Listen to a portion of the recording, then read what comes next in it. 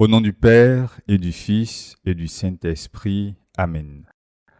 Mon Seigneur et mon Dieu, je crois fermement que tu es ici, que tu me vois, que tu m'entends. Je t'adore avec profonde révérence. Je te demande le pardon de mes péchés et la grâce de faire avec profit ce moment de prière. Ma Mère Immaculée, Saint Joseph, mon Père et Seigneur, mon ange gardien, intercédez pour moi. Très joyeux Noël à toi.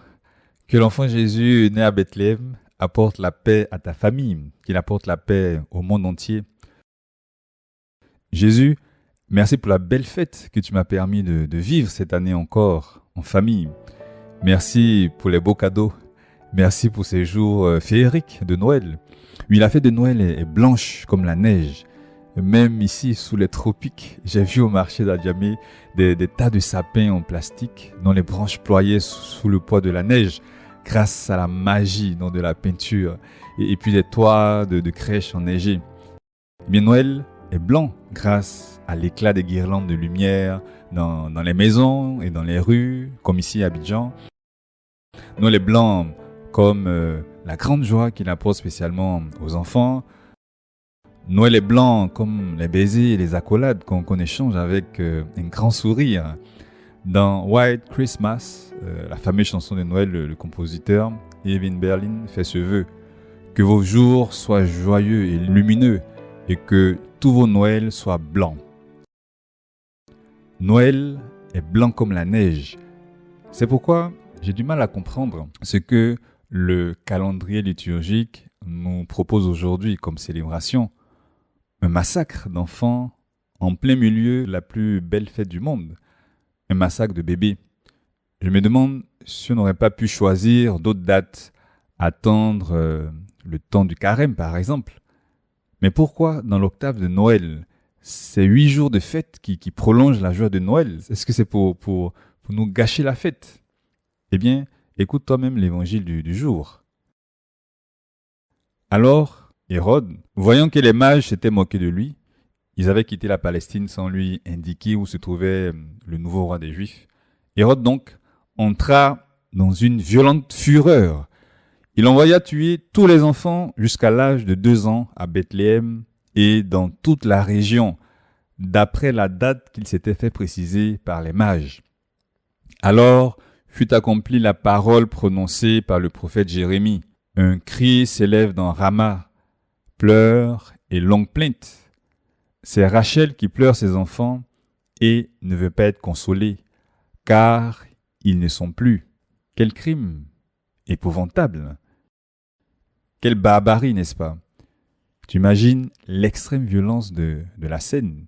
Noël est blanc comme la neige et rouge comme le sang des bébés martyrs, des martyrs silencieux, des saints innocents.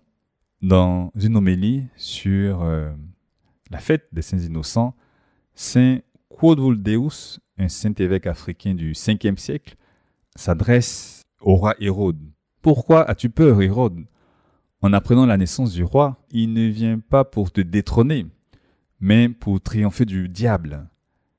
Et comme tu ne comprends pas cela, tu es inquiet et tu entres en fureur. Et afin de perdre le seul enfant que tu recherches, tu es assez cruel pour en faire mourir un si grand nombre. Et moi, comme Saint Quodvuldeus, je m'adresse aux soldats d'Hérode. Des officiers vous ont transmis l'ordre reçu d'Hérode. Et vous, des soldats entraînés pour la guerre, vous voilà dans les rues du petit village de Bethléem, peut-être encore plein de personnes de passage pour le recensement. Vous voilà dans les villages alentours aussi. Armés de lances et d'épées, vous entrez avec fracas dans des maisons à la recherche, non de criminels, à la recherche de bébés. Mais comment distinguez-vous un bébé de 3 ans d'un autre de 2 ans ou juste d'1 an? Voyez la violence avec laquelle vous arrachez les enfants des mains de mamans en pleurs, incrédules. Vous jetez à terre des papas qui opposent la résistance. Soldats d'Hérode, pourquoi vous exécutez un ordre aussi inhumain? Soldats, pourquoi employez-vous vos armes de guerre contre de pauvres bébés qui hurlent et qui gémissent? Pourquoi lever de lourdes épées contre les petits corps d'innocents. Soldats, après cette tuerie, vous allez rentrer chez vous avec le sens du devoir accompli. Vous allez discuter entre collègues sur les détails de ce crime contre l'humanité. Et comment supportez-vous ensuite le regard de vos propres enfants, le regard de vos épouses? Le plus dur, certainement, c'est que Hérode et ses soldats ont malheureusement traversé les millénaires. La seule différence peut-être, c'est que maintenant, Hérode est bardé de diplômes et auréolé du suffrage universel. Il est en train de préparer déjà avec frénésie la COP29 parce qu'il est inadmissible pour lui que les bébés phoques ne puissent pas se gaver en paix. Ces soldats sont toujours aussi violents, avec la différence peut-être qu'ils ont troqué leur épée archaïque avec des kalachnikovs, des lance-roquettes, des avions de chasse.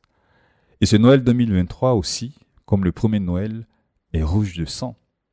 Et Rachel, aujourd'hui aussi, continue sa longue lamentation. Elle pleure ses enfants et ne veut pas être consolée, car ils ne sont plus. Toi qui, j'allais dire, qui pleure ces 10 minutes avec moi, prie pour les enfants qui n'ont pas pu être là à Noël. Prie avec moi pour la conversion de tous ceux, de toutes celles qui les en ont empêchés. Prie pour leurs parents et leurs familles en deuil. Même pendant la fête, je ne peux pas oublier ceux qui souffrent. C'est peut-être ce qui explique que l'Église nous propose de célébrer à Noël la tuerie des saints innocents. Depuis des siècles, l'Église célèbre à Noël ces enfants tués par le roi Hérode. Ce massacre des enfants de Bethléem a eu lieu justement quand Jésus était encore bébé, donc dans ce contexte-là de Noël, on pourrait dire. Seigneur Jésus, ces enfants sont les prémices de toutes les personnes que tu as rachetées par ta mort sur la croix. Par la mort de ces bébés, ta croix, Jésus, est venue comme se planter près de la crèche. Ou peut-être qu'on peut dire aussi que la crèche a été clouée sur la croix. La crèche et la croix. Eh bien, aujourd'hui, on ne commémore pas un massacre.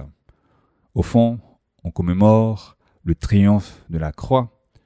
Parce que, comme le disait un de nos aînés dans la foi, le sang des martyrs est semence de chrétiens. Il y a ces fruits qui naissent de ce sacrifice-là, de ce sang qui est versé, comme tant de bienfaits également qui sont venus, Seigneur, de ta passion et de ta mort sur la croix.